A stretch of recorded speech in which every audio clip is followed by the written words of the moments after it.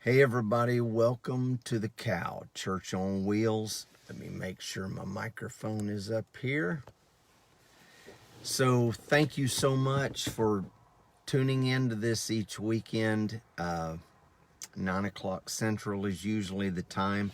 I am actually on the way to my buddy's church down here in South Oklahoma, and very, very long yesterday, so this will not be a long one.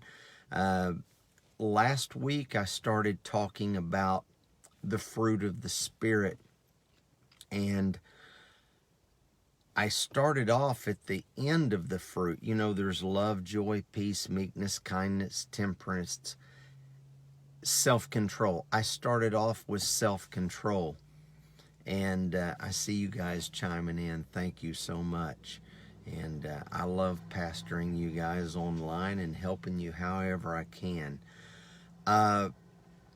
But self-control was really the accolade. It was the climax. It was the pinnacle of if you walk in all the other fruit. Today I want to bring you the fruit before self-control, which in the King James translation is termed meekness.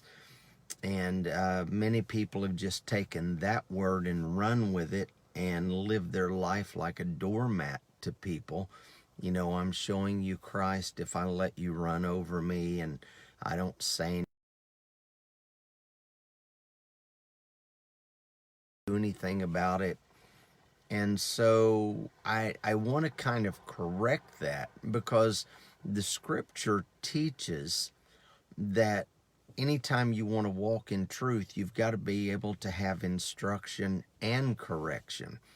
And I find in not only my life, but in all these years of traveling, a lot of people need correction of, you know, they read the scripture, which is awesome, but if you don't understand it, that's not so great. You can get really screwed up if you don't know the truth behind what was written. And so I refer back to Galatians, the 5th chapter, the 22nd, 23rd verse, where the Apostle Paul said the evidence, that's the word fruit. I try to break it down into an Oklahoma, Texas lingo where we can all understand it. But the evidence of the Spirit, and a lot of people say, oh, I'm spirit-filled because they talk in tongues or they prophesy. And those are evidences, but there is a main evidence of people that walk in the Spirit. And that word spirit is defined as a mental disposition. So we could rephrase that part of the verbiage of the verse quickly and just say the evidence of thinking like Christ is you walk in love, joy, peace, long-suffering, gentleness, goodness, faith, meekness, temperance. And then Paul says, if you walk in these things, there is no law. Well, the word says where there is no law, there is no condemnation. So you walk in a lack of confidence if you know you're not operating in this thought process, this mental disposition. And so again, last week, and even the week before, I think that was the week I had the technical difficulties, so I did a brief synopsis the week following. But today I want to deal with the next evidence of really walking in the thought life, the mental disposition of Christ, and that is meekness. Now, that word meekness comes from the original Greek word, which is also translated humility. Now, how many of you as Christians, and you all can answer online while we're going, I always go back and read them, and I thank you for your input. But we have defined humility as just you do whatever you want to do to me, and I'll just do whatever you want because we are people of harmony and we want to live in peace. Sounds like the tree-hugging dope smokers in Washington right now. That is not what that word means. That word meekness means humility. Humility, how do I define this? Humble people are really just down to earth and realistic about themselves. That's humility. You understand what it is, you understand who you are, and nobody's going to get across your boundaries. And oh my Lord, how many times have I taught people when I do marital counseling? I tell them, hey, you've got to know their boundaries. If they don't respond to you, they're just not letting you have control over them. So learn your boundaries now. And humility is not thinking less of yourself. It's really just thinking of yourself less. Okay? Humility is not, in my upbringing, you were humble if you felt like a worm, you felt like a dog, you're a nobody, why God would even want you kind of crap. And that's what it was. It was just crap, because that's not even what scriptural humility is. Humility is really just the freedom from your need to prove you're superior all the time. Humility is freedom from the proof that you need to prove yourself all the time, that you're superior. I talk very much about control freaks.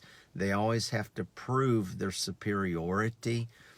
And it's a demonic thing that, some people go goofy with being demonized and demonicism and all of that.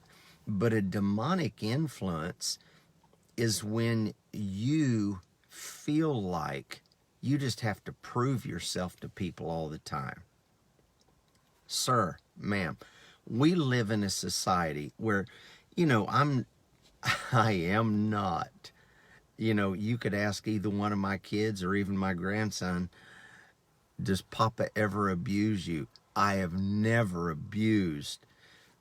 I have corrected, and I was raised back in the day when the teacher didn't have to call the parent to say, hey, can I make your child mine? Now the teachers can get sued because we've got numbnuts that keep voting people in with that mentality. And on that line, I would say in November, don't even put yourself in a prayer line for our country if you voted for an idiot. Oh my God, people, wake up. But, well, I just let people do whatever they want to do, I know God will take care of it in the end. No, you take care of it in the beginning. Humility is not thinking less of yourself and letting somebody run over you or a problem run over you. And you don't need to prove your superiority to other people. So if that's what you have lived like, and not a one of you watching or listening would even say or chime in right now, yeah, Mark, that's me, I'm a control freak. Nobody's going to admit that, but most controlling mentalities who are under that demonic influence don't even know it. And so that's what I do these cow sessions for. This is the reason you go to church online. God wakes you up and says, hey, this is trying to slip in.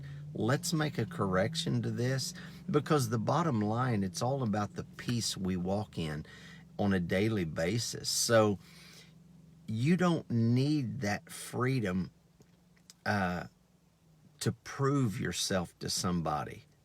You've got to be humble and realize who God has made you to be.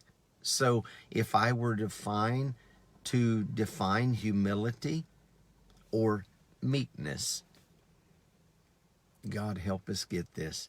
Humility is literally just the acceptance of what you know about yourself and your strength, and you don't let anyone or anything affect your opinion or your value. That's humility. No matter what you go through, you don't let anyone or anything affect the opinion of your value. How can you get upset at people who disrespect you? How much of that do we hear today? Well, I get no respect. I get no respect. Why do you need my respect? If you respected yourself, you don't need my respect. So your strength is not in proving you have my respect. Your strength is inside you that says, it doesn't matter what they do, I know who I am. That is true strength. And so, where does this strength come from? Well, if true humility is accepting what you know about yourself and the strength and the value you place on yourself, and I hope you guys are getting this, you've got to figure out, what does God say about you? Because that's really all that matters. When you really believe and accept it as true what God has said about you, let every man be a liar, but let God be true. So what does God say about you? He says, you're the very apple of my eye. God is spirit. Some people say, well, why did God even create man? Because he wanted to see what he looked like. He's spirit. Okay? And so you and I have so much value with God. We are the expression of who God is on the earth. Therefore, we walk in love, joy, peace, meekness, kindness, temperance, self-control. We walk in all this evidence. We live our life in all this evidence. I'm not weak. I was created to be strong in the Lord. This all comes from the Lord. Stop using your childhood as an excuse for your illicit behavior. Stop using what you've been through in a relationship or on a job, how somebody else, well, this is the reason I treat this person this way, is because I was treated that way by another person. Become humble.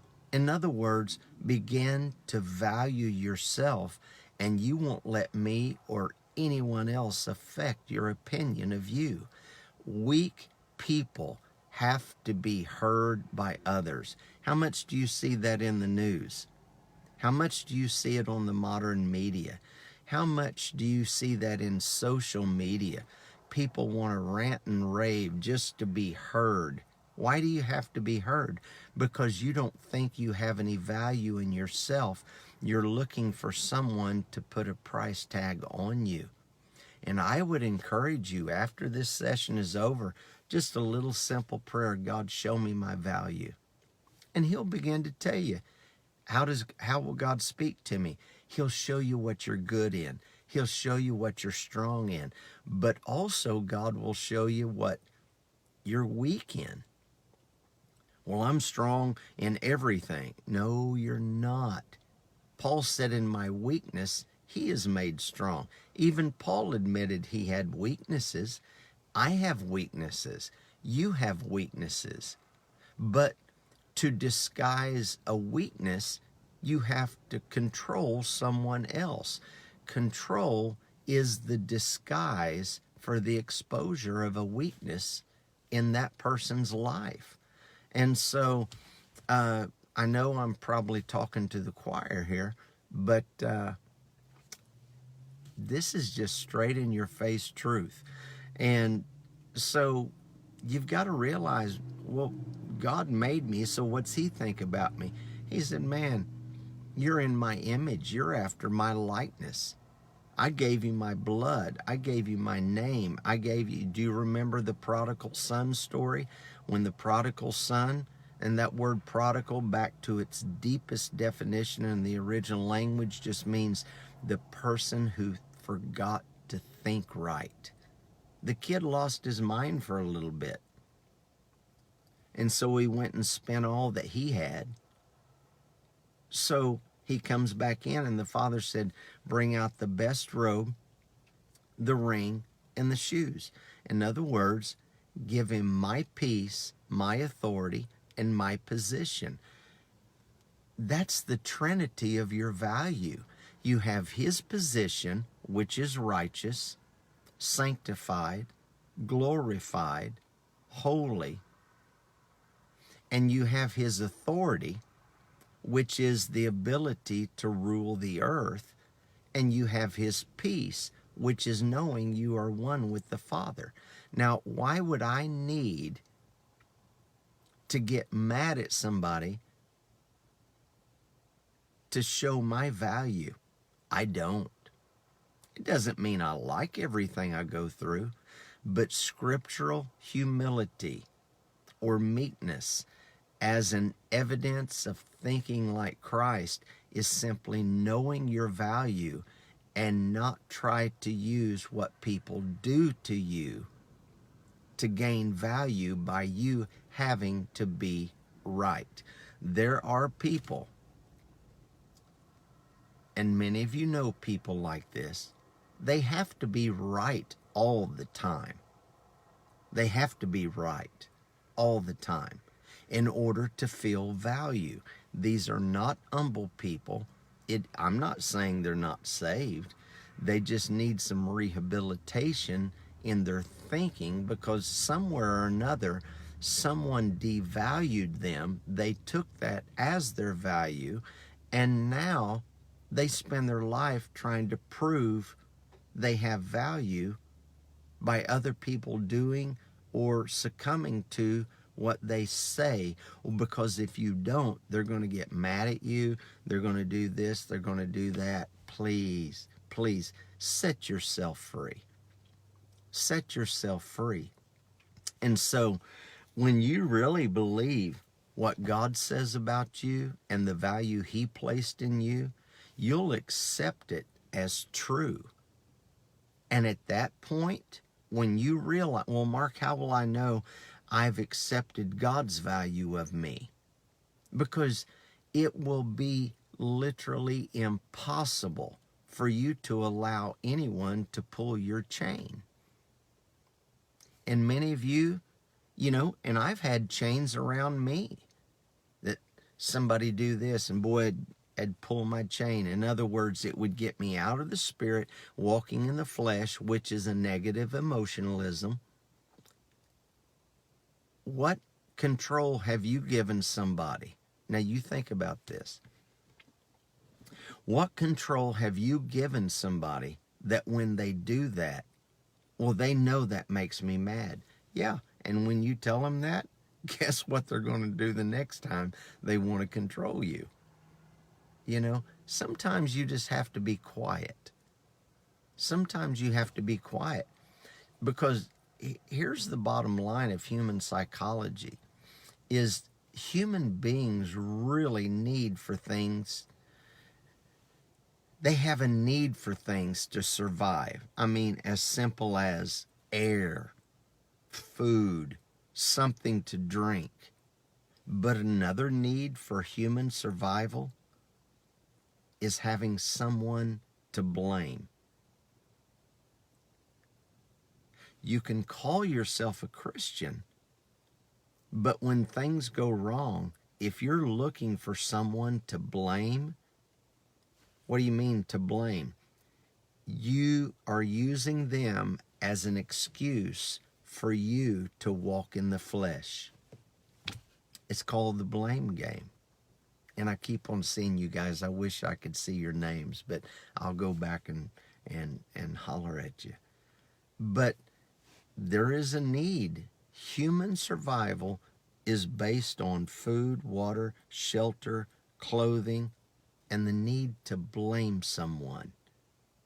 So when things go wrong, your need to blame someone else for that dilemma it's a telltale you're not humble.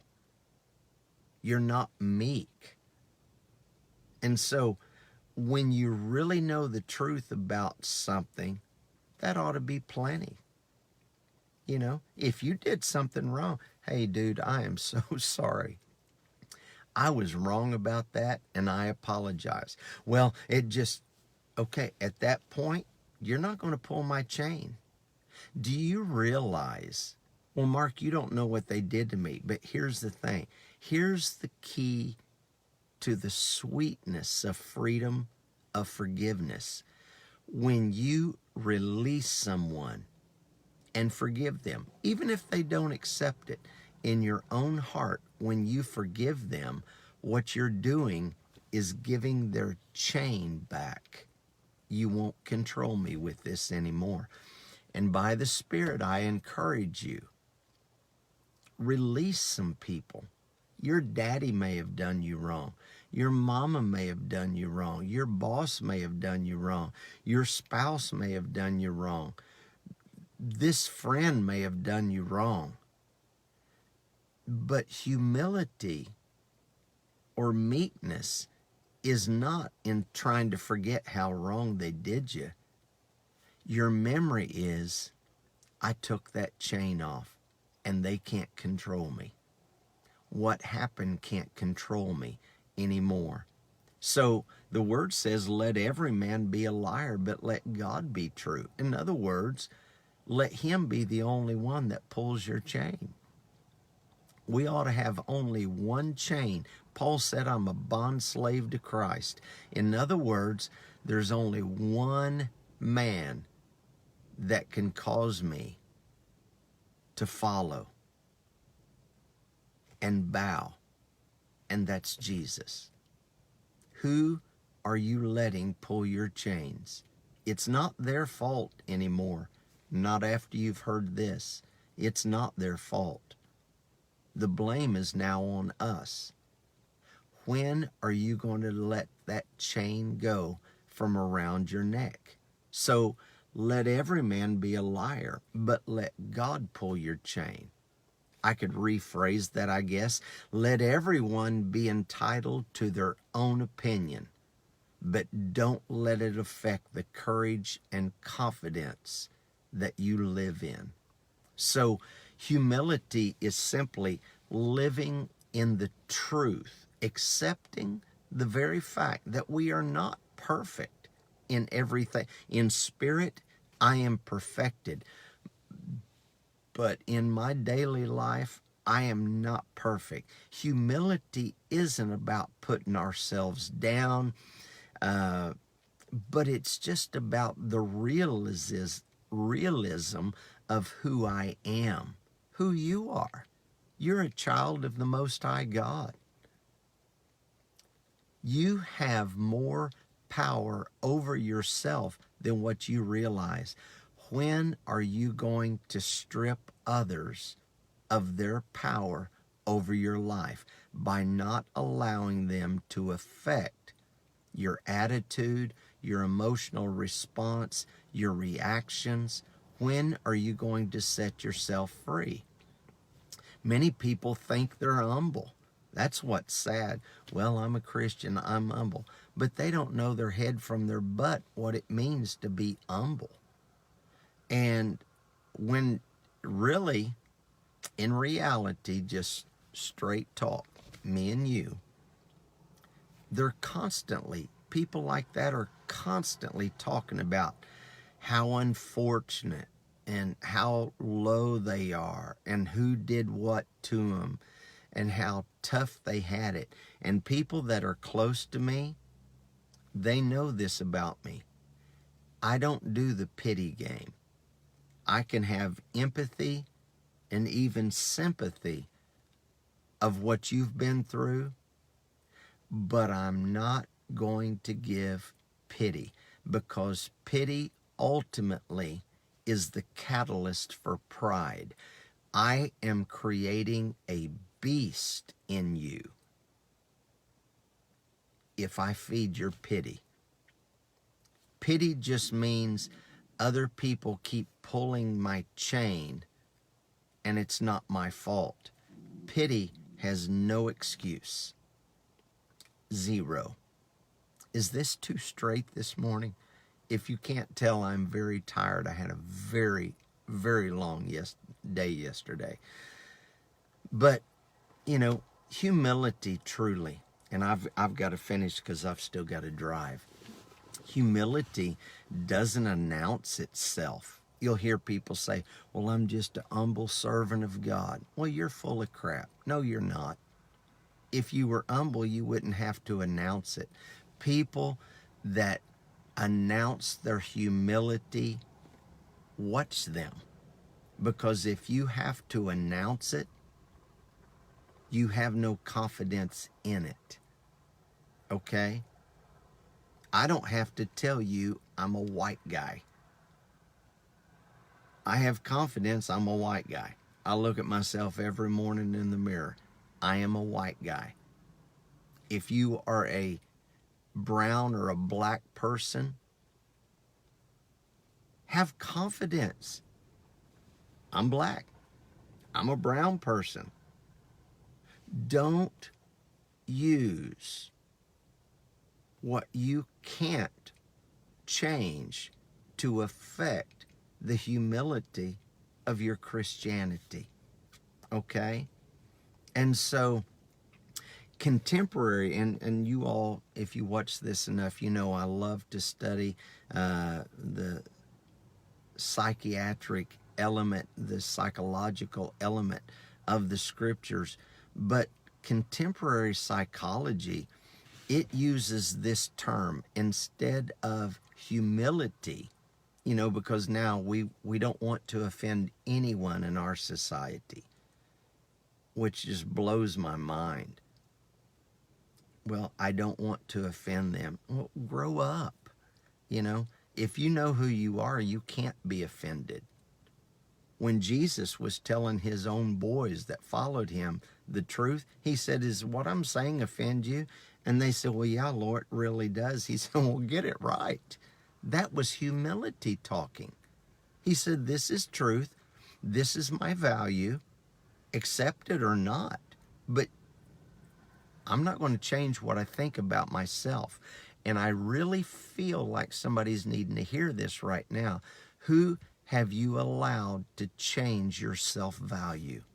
Because they control you to this day. But this is the day the Lord has made for you to say, you know what? I forgive them. The chain is gone. I don't like what they did. Do you really need an apology from somebody so you can live valuable? No, you don't. Build your self-value. And so psychology today, they don't call it humility. They call it authenticity, which I'm fine with. I really like that terminology. Can you imagine if King Jimmy would have translated the scripture to where the fruit of the Spirit was love, joy, peace, authenticity? Are you really who God made you to be, or have you been created by someone else? Who did you allow to recreate you? Man, I told you this is going to be a short one, but I keep on getting into this. Who have you allowed to recreate you? Today, September 11th, just as we mourn the loss of what the numbnuts did in New York City, in D.C., in Virginia, 20-some years ago, September 11th, the towers fell. Today, let those strongholds fall. So, be authentic with yourself. It just means living the truth about yourself. Be honest with yourself and with others. Hey, this is who I am. Do you know how many churches I'm no longer allowed to go back to? Because I was myself. I didn't fit their mold. I'm not bitter over it. I'm better over it. because I found value in myself. Now, if I've done something wrong, I will tell you immediately, dude, I'm sorry. I was so wrong, it's ridiculous. Why are you so quick to apologize? Because I will not let you latch a chain around me. Okay? That is not arrogance. I'm just very confident. I am very confident in my calling, in my authority, in my value as a human being, and as a product of the creation of the Christhood that lives in me and as me. And so humility is really a sign of the psychological and spiritual maturity that you have. Being able to be authentic and let no one pull your chains is the definition of meekness, humility. So, yeah, I'll give you some scripture. I think it was in Matthew, the 26th chapter, around the 60, 61, 62, 63rd verse. Jesus is standing in the Sanhedrin court before Pilate, if you will. And they demanded, tell us who you are. In other words, you do what I want or I'm going to crucify you. Been there, done that. But the word says Jesus held his peace. Why didn't he say something? Why didn't he start an argument? Because he knew who he was. He knew his purpose. He knew where he was headed. So people who challenge the strength of who you see yourself as are the ones that have the issue. Okay? So recognize, please, recognize these destructive strategies of the enemy. Love people, but don't love them so close they can put a chain around you and keep you from walking in the evidence of humility. That's what I've got. And I've seen you guys just keep on chiming in. Oh, my Lord, thank you so much. It is an honor to be able to speak into your lives and for many of you, pastor you. But I do appreciate that opportunity. As I said, I'm headed down to South Oklahoma right now. In Wewoka, my buddy Tom and Nikki Aslan, wonderful people, wonderful congregation there. And every year for Lord knows how many years I go down there. You know, years ago it was for a Sunday to Wednesday. And now church culture's changed. And so I go for a Sunday morning and a Wednesday evening. I'll be there this morning, 10:45. And I will be there, New Life Church in Wewoka, Oklahoma, which is close to Shawnee, east of Oklahoma City, about an hour. And then Wednesday night, I will be back up here or down here. And so your supporting this ministry helps me to travel and do what I've been called to do. God is my source, but he uses people. And as you sow into the ministry, you receive the reward of the kingdom like that. The kingdom's in you. You know, I've been accused of being greasy grace. I am greasy grace. And some of my grace teaching friends, they're like, no, you know, giving offering and tithe, you don't have to do that. No, you don't have to do it anymore. You sure don't.